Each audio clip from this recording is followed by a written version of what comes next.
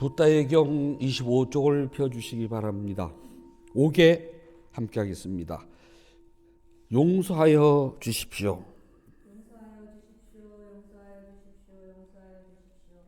몸으로 지은업, 입으로 지은업, 마음으로 지은업, 이 세 가지로 인한 모든 허물이 사라져서 영업이 균형이 장수하고 위험이나 원수가 없어지고 좋은 선언의 결과가 생겨서 이러한 이유로부터 보배, 당마, 보배, 쌍가, 보배라는 높고 귀한 세 가지 보배와 오늘 스님께 지극한 마음으로 수송무와 교만을 없애고 존경을 다하여 합장하여 얻고 예배를 보입니다.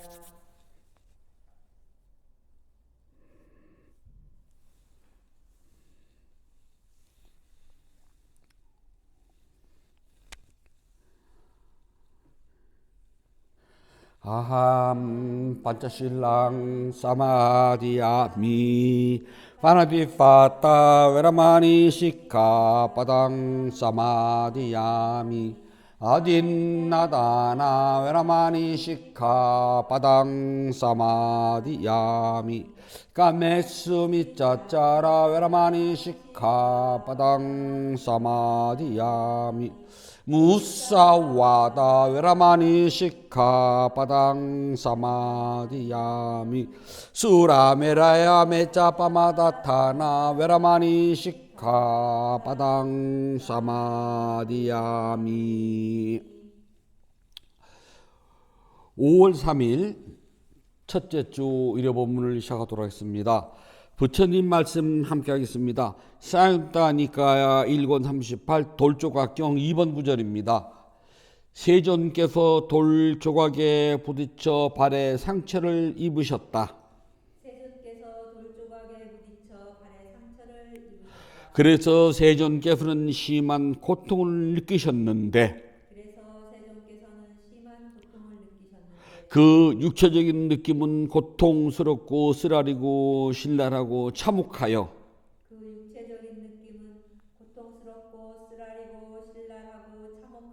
마음에 들지 않는 것이었다. 세존께서 돌조각에 부딪혀 발에 상처를 입으셨다.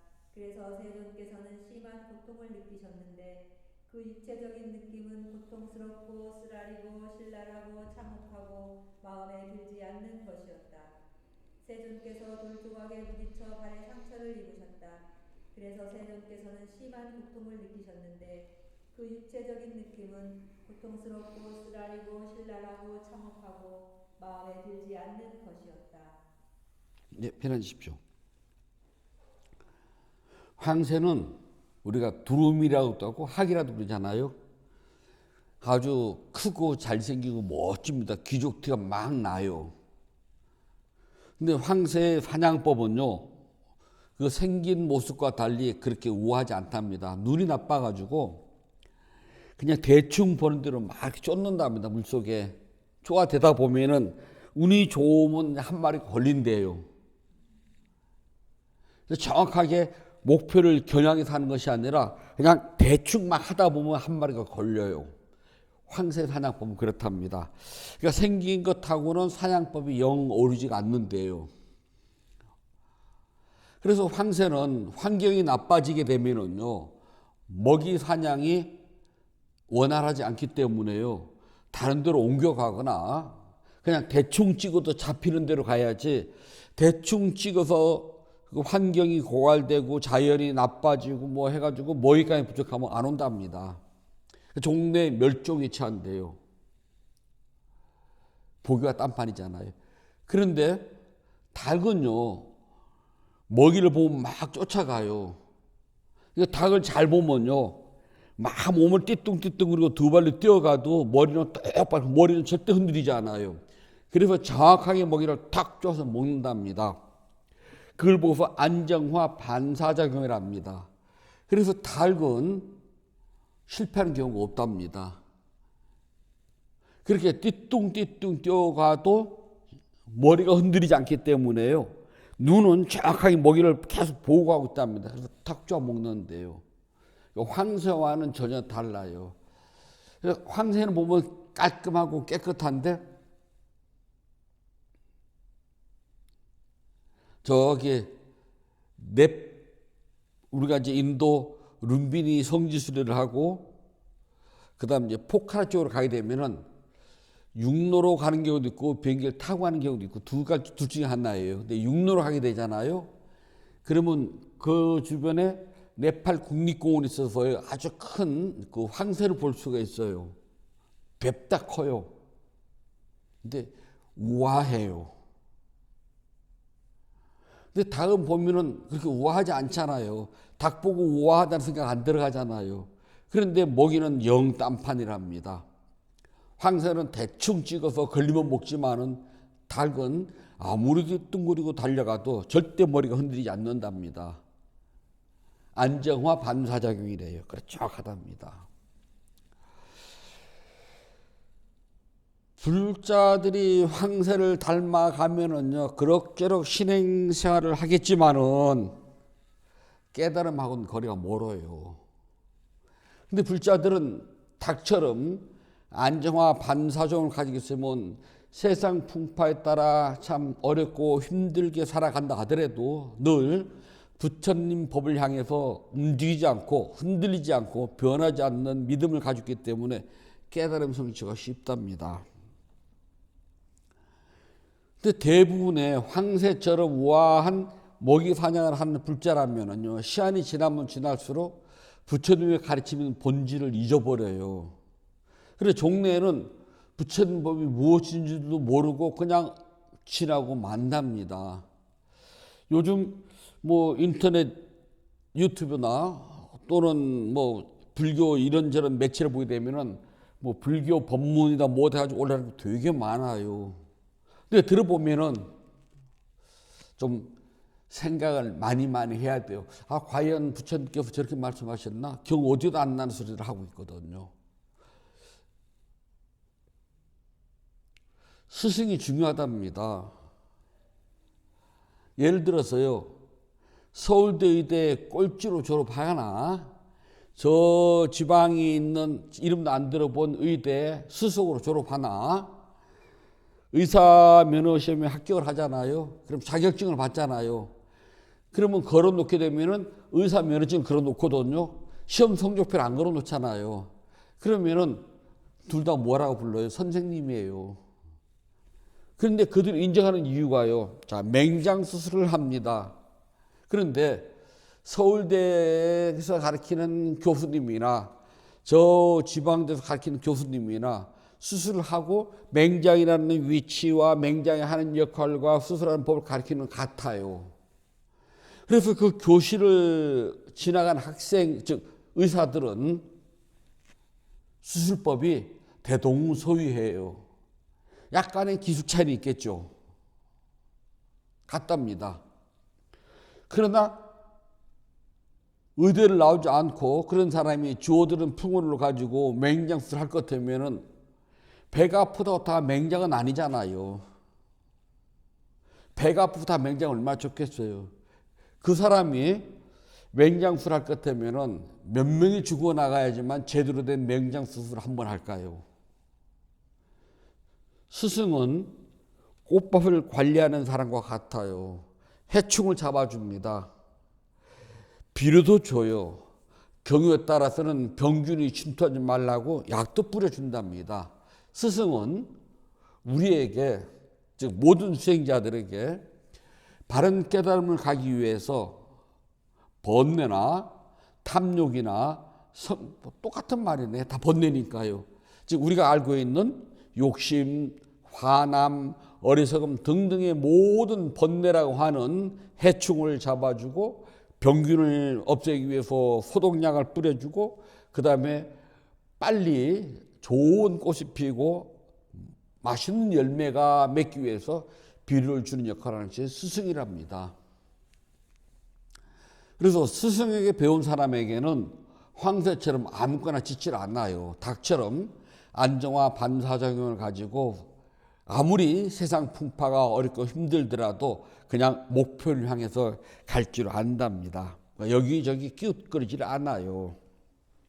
우리가 이 경전 첫 구절을 오늘 읽을 때 세존께서 돌조에 부딪혀서 나오는데요. 부처님 80 생전에 딱 한 번 배신자가 나온답니다. 부처님의 이종 사촌인 데바다타라고 하는 사람이 한문으로는 조달이라고 그래요.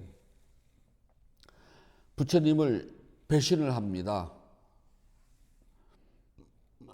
데바다타는 출가를 해가지고 그도 왕족이고 왕자거든요. 근데 석가족에 다른 왕자들처럼 깨달음 성취하지 못해요. 그도 상당히 똑똑하다고 소문난 사람인데 그래서 자꾸 신통력을 배우기를 원한답니다. 근데 부처님이 신통력을 쓰지 말라고 했거든요. 신통력은 가르치지 말아라. 그리고 서로 신통이 있다 하더라도 사람들 앞에서 드러내지 말아라. 아직은 눈이 조금 불편해가지고 안정화가 덜 된 모양이 아직도 한 달 정도 간다 그러는데 정말 가네요. 근데 부처님에게 5가지를 요구를 해요. 평생 탁밥만 해서 먹지 신도들이 집으로 오라고 해서 청하면은 신도들이 가지 맙시다. 생선이나 고기를 먹지 맙시다. 평생 나무 아래에서나 동굴에서나 삽시다. 집 짓지 맙시다. 그리고 신도들이 약을 준 데서 아프다 받아먹지 말고 진기약 소 5종을 받아서 발효를 시켜요. 발효를 시키면은 막 거품이 뿌글뿌글 나면 색깔이 변하면서 몹시 쓰고 좀 매워요. 그것만 먹기를 합시다. 한 가지가 뭐냐? 지금 4가지 이야기했죠? 좀 더 기억나면요. 근데 부처님께서는 원하는 사람은 그렇게 하여라. 다 그렇게 하게 되면은 근기가 약한 사람들은 나의 교단에 머물지 못한다. 맞잖아요. 그래서 부처님을 배반하고 떠나가요. 근데 그 전에 부처님을 죽이려고 그래요. 왕사성에서 정면을 왕사성으로 보면은 오른쪽에 보이는 산이 영치봉이거든요. 부처님이 거기에서 머물고 계시면서 저희들과 함께 매일 탁발 내려서 왕사성으로요. 거기서 이제 입구에서 올라가면은 한 200m쯤 떨어졌나요? 거기는 바위로만 돼 있어요. 그 위에서 숨어 있다가 거기서 바위를 굴려요. 그런데 부처님께서 그 바위에 맞지 않고 막 바위가 내려오면서 깨져가지고 부처님 한 조각이 부처님 발을 치고 지나갑니다. 그래서 피가 철철 흘렀대요. 그래서 제자들이 놀래가지고 그 영취산에서 우리가 이제 올라가는 쪽에서 보면 왼쪽에 지박하라는 의사가 자기 망고동산 있었어요.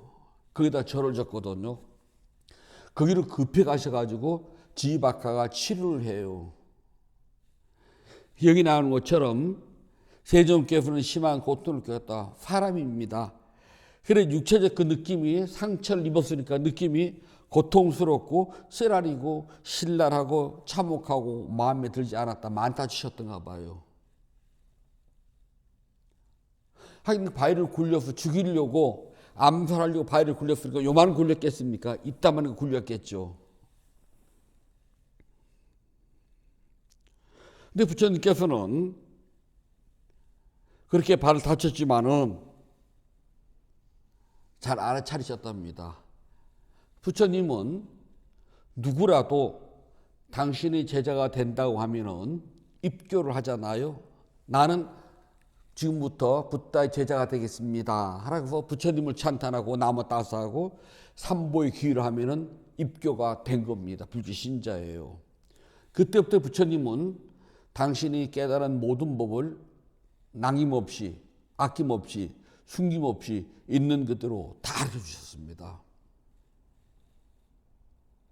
한 번도 감추거나 비밀스러운 적이 없었다고 그래요. 수술을 하기 전에는 눈에 이렇게 비문이 있었던 트릿했거든요.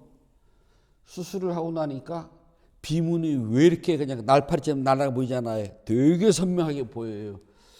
그 의사도 그랬거든. 하고 나면 비문이 굉장히 선명하게 보일 겁니다. 뭐 시한제나 이렇게 하면 괜찮아요라고 했는데 저도 모르게 깜빡깜빡하네요. 부처님께 제자가 되겠다고 하는 사람은 부처님은 언제든지 확고한 신념을 가지고 그 사람이 깨달음에 들어갈 수 있도록 언제나 바른 길로 인도해 주셨고, 깨달음의 성취에 가장 중요한 것은 삼매입니다. 삼매가 없는 깨달음은 있을 수가 없어요. 우리가 흔히 말하는 삼매는 두 가지가 있는데요. 지속적으로 쭉 연결되는 삼매는 사마타 수행에서 가능합니다. 위파사나 수행은 쭉 지속되는 삼매가 아니라 찰나찰나 막 망상이 생기고 망상 알아차리고 아픔 알아차리고 하다 보면 어느 순간에 짧지만은 찰나에 삼매가 다 이루어졌다가 또 그 삼매가 강한 데를 따라가니까 아픔이라든지 망상이 또 그쪽으로 갔다가 왔다 갔다 해요. 그리고 짧고 순간 찰나의 삼매가 쌓여서 언젠가는 깨달음을 이루게 되거든요. 그걸 까니까 야나라고 그래. 찰나지혜, 찰나삼매. 여하튼 삼매가 있어야 돼요. 그리고 부처님은 삼매에 들어가는 법을 누구든지 믿음을 고백하면은 친절하게 다 가르쳐 주셨답니다. 근데 부처님께서는 당신이 가르쳐 준 방법대로 수행을 하게 되면 반드시 깨달음을 이루고 해탈을 하게 되는데 삼매가 있어야지만이 깨달음이 빨라지고 쉬워져요. 그래서 그걸 잘 해탈하게 한다라고 하셔가지고서요. 수비 묻다라고 그래요. 수가 기쁘게 잘 좋게 그 소리거든요. 유무띠에서 나온 말입니다. 다음은 그러니까 잘 들어간답니다. 그러니까 삼매가 없으면 깨달음의 성취는 좀 어려워요. 그러면은 무엇인가 할 때는 대상에 집중해야 되거든요. 예를 들어서 절을 합니다. 절은 온몸의 굴신 운동이에요.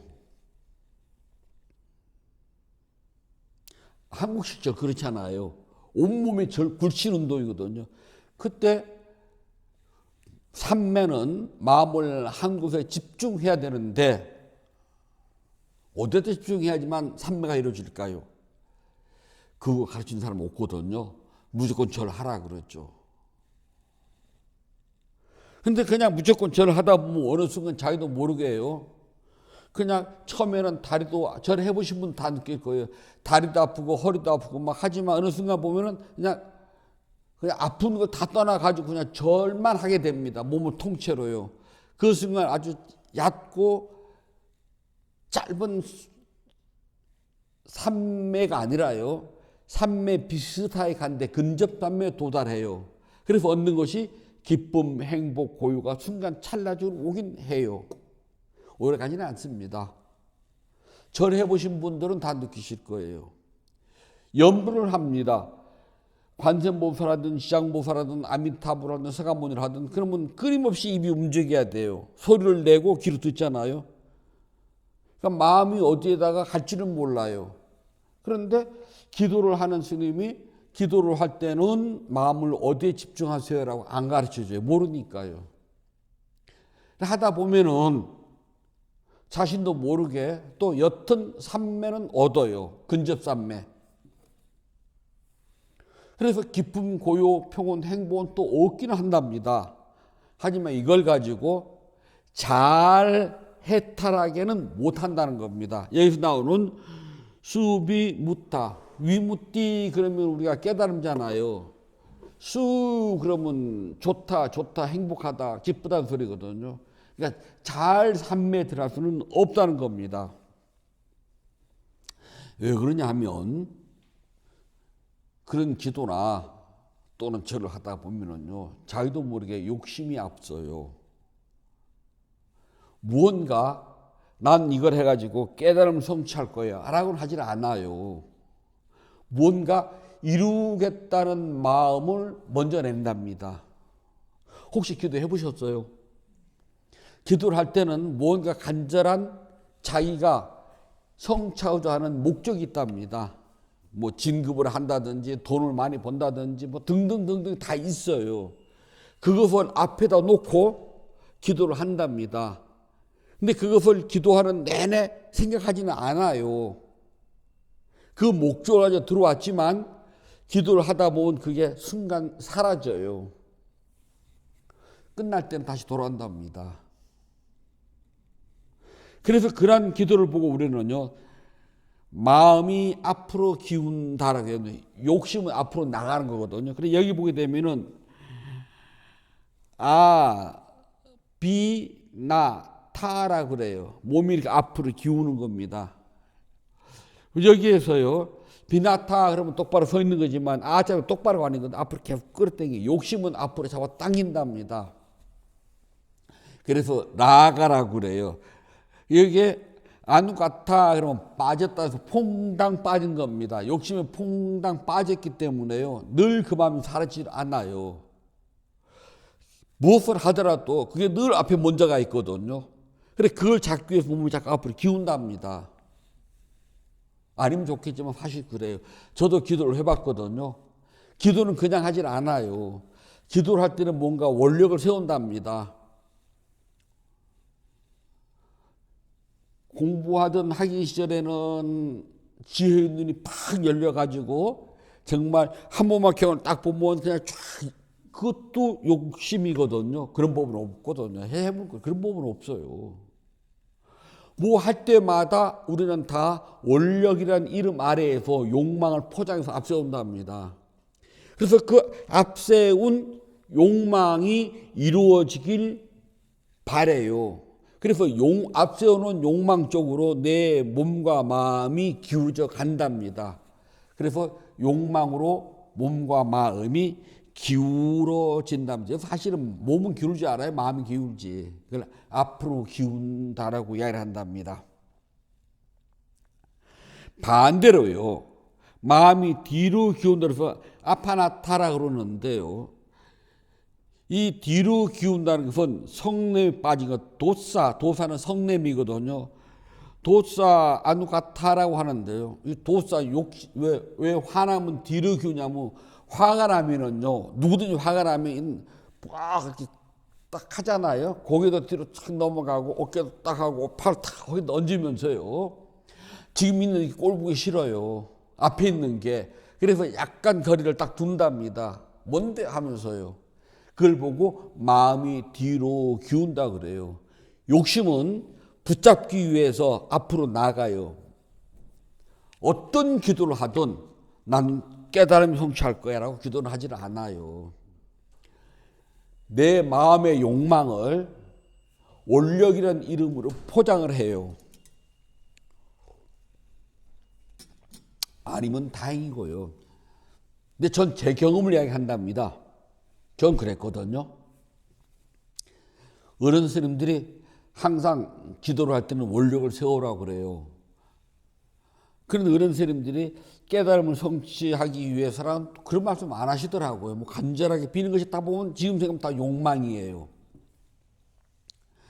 그래서 기도하기 전에 먼저 절을 할 때는 이게 이루어지기 바랍니다 하고 절을 하고 기도를 시작하잖아요. 끝나면은요.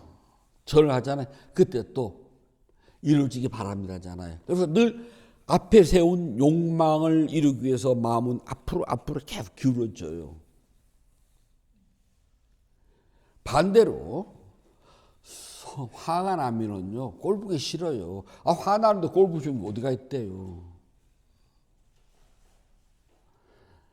제가 어렸을 때 좀 말썽을 부리고 사고를 치면 어느 날 스님이 불에다 한참을 쳐다보더니 성찬아 내가 너를 어떻게 하면 좋겠니?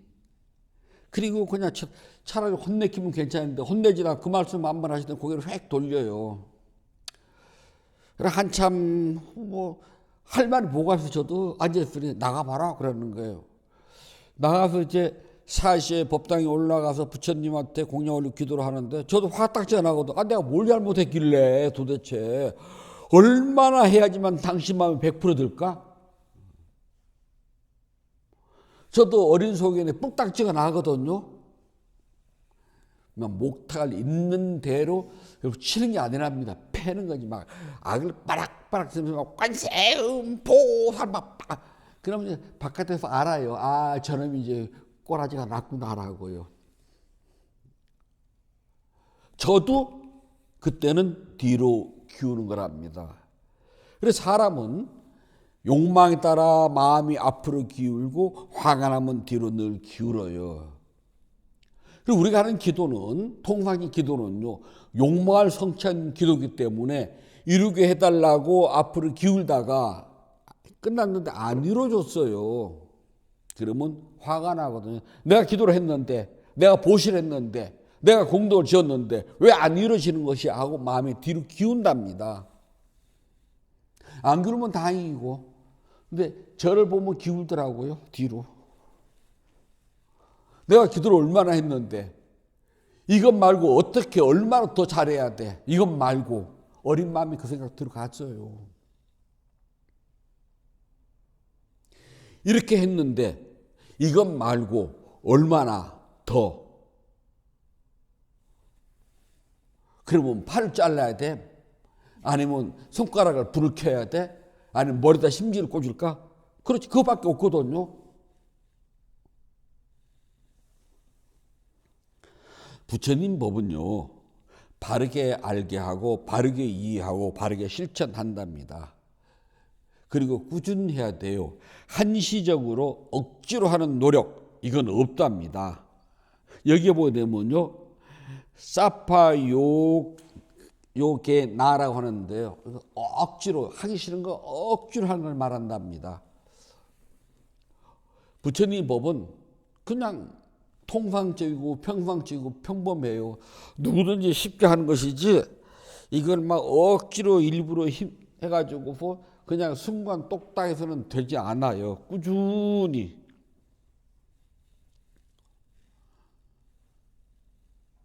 우리는 부처님을 배반한 대바다따의 무리가 아니랍니다. 우리는 바른 마음을 가지고 부처님 법을 잘 듣고 이해하고 실천하는 사람들이랍니다.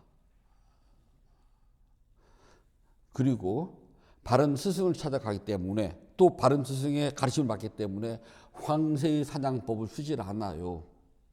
우리는 좀 못났지만은 닭과 같이 안정화 반사작용을 가지고 궁대에는 띠뚱띠뚱 세상 풍파에 흔들리고 살지만 깨달음이라는 목표는 항상 바르게 향하고 가야 된답니다.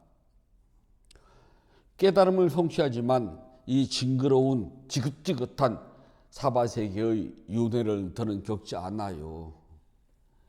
사바세계에 어떤 생명체든 몸을 가지고 태어났다면요, 호랑이 됐든 사자가 됐든 사람이 됐든요, 어떤 생명체든지 행복하지 않답니다. 반드시 늙고 병들고 죽어야 돼요. 그 안에는요, 말로 표현할 수 없는 온갖 고통이 다 들어가 있답니다. 말로 한 줄로 표현할 수 있으면 얼마나 좋겠어요. 제가 살아온 시절을 한자로 표현하라 못해요.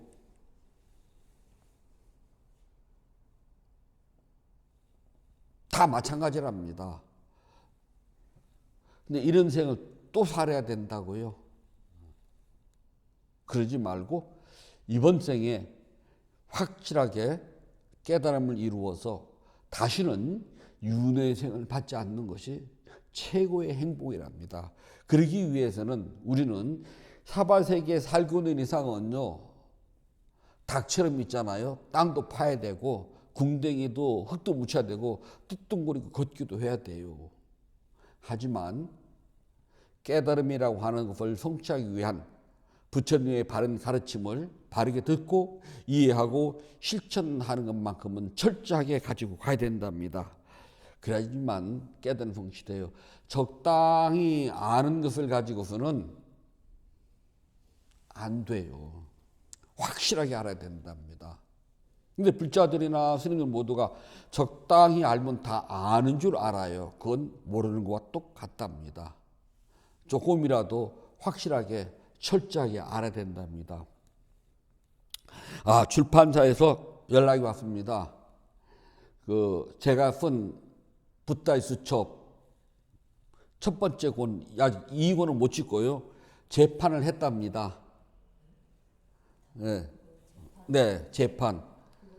초판 다 팔려가지고 재판을요. 그런데 3,000권을 팔아야지만이 저한테 현금으로 고료를 줄 수가 있대요. 분기점이, 손익분기점이 3,000권이래요. 근데 이제 2,000권이잖아요. 2,000권째 찍었어요. 그래서 책으로 드려서 죄송합니다라고 왔답니다.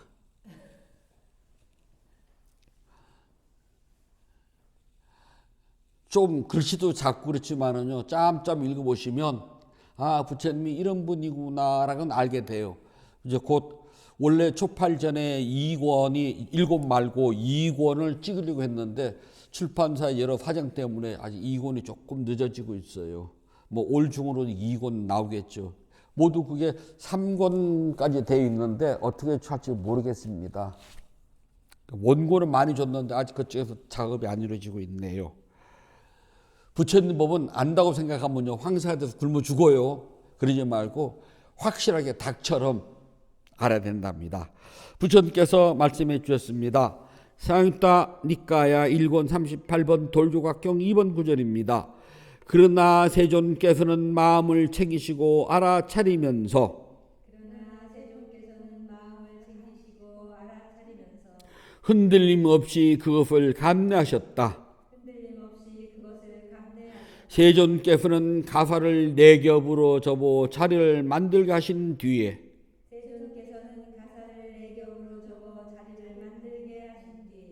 발을 포개고 마음을 챙겨 알아차리면서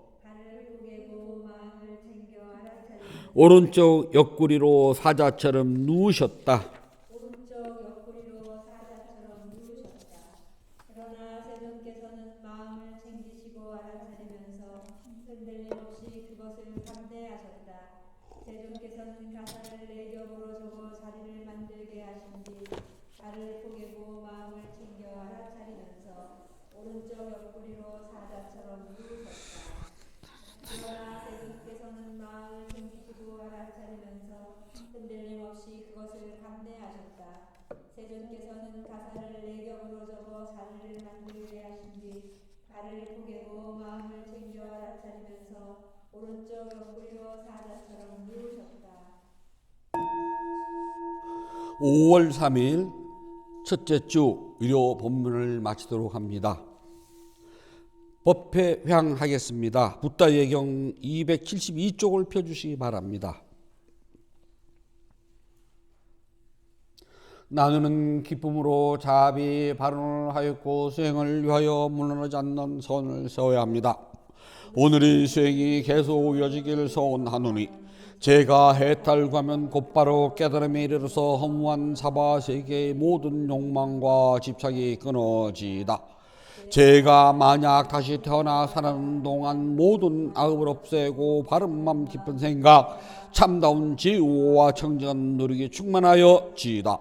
단마의 위없는 힘과 제 노력과 실천 중하는 힘으로 어떤 마장도 제 각종실 기원합니다. 붓다와 덕 높은 스승님 그리고 성스러운 쌍가의 힘으로 저의 마지막 탄생일지라도 마장이 절대로 접근한 길을 기원하나이다. 모든 선악 공덕을 고르게 나누어 가시소서. 사두 사두 사두. 모든 선악 공덕을 고르게 나누어 가시소서. 사두 사두 사두. 모든 선악 공덕을 고르게 나누어 가시소서. 사두 사두 사두.